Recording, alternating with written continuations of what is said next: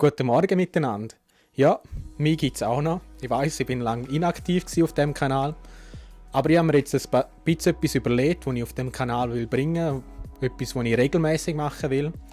Und ja, in diesem Video erzähle ich und erkläre ich euch ein bisschen, um was es hier dabei geht. Ja, zum einen ist das ein neues Format, das ich habe. Das heisst Kaffee am Montag. Kommt logischerweise immer am Montag raus, und zwar am Montagmorgen, jede Woche.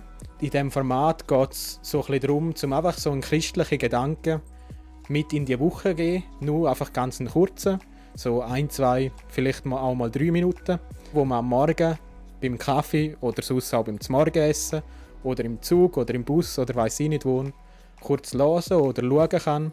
Ja, wo einem etwas Motivierendes, etwas Ermutigendes in die Woche mitgibt. Die ersten 4 Videos habe ich schon vorgetragen, wie ihr vielleicht hier an der Kaffeemaschine seht. Das heisst, ab dem 1. Februar werden 4 Videos fix kommen, also jeden Montag 1. Und nachher muss ich mal schauen, das Ziel wäre schon, dass nachher weiter alle Wochen, also jeden Montagmorgen, ein weiteres Video rauskommt. Aber ich muss noch ein bisschen schauen, zum einen ein bisschen, wie gut kommen die Videos an, zum anderen auch ein bisschen, wie es mit meiner Zeit, mit Studium und freiwilliger Arbeit in der Kirche. Zurzeit ist noch Corona, da geht das eigentlich relativ gut, aber nachher muss ich mal schauen, wie das ist, ob das zeitlich noch weiter aufgeht. Aber ich denke, ich starte einfach mal und versuche es mal. Die Videos sind von der Zielgruppe her vor allem für Jugendliche, aber ich denke, die kann man auch als junger Erwachsener gut schauen. Und ja, eben, es ist so ganz ein kurzer und einfacher Gedanke, den man mitnehmen kann in die Woche. Dann, was noch weiterkommt, zurzeit ist Corona, da ist nicht so viel los.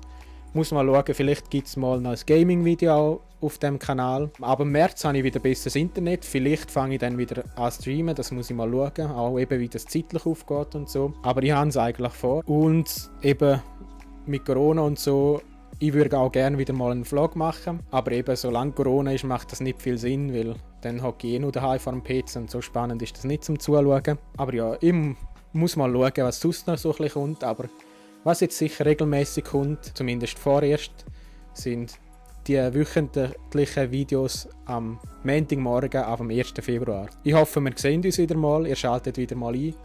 Und ja, ich freue mich drauf, wünsche euch eine schöne Zeit und Gottes Segen. Ciao miteinander.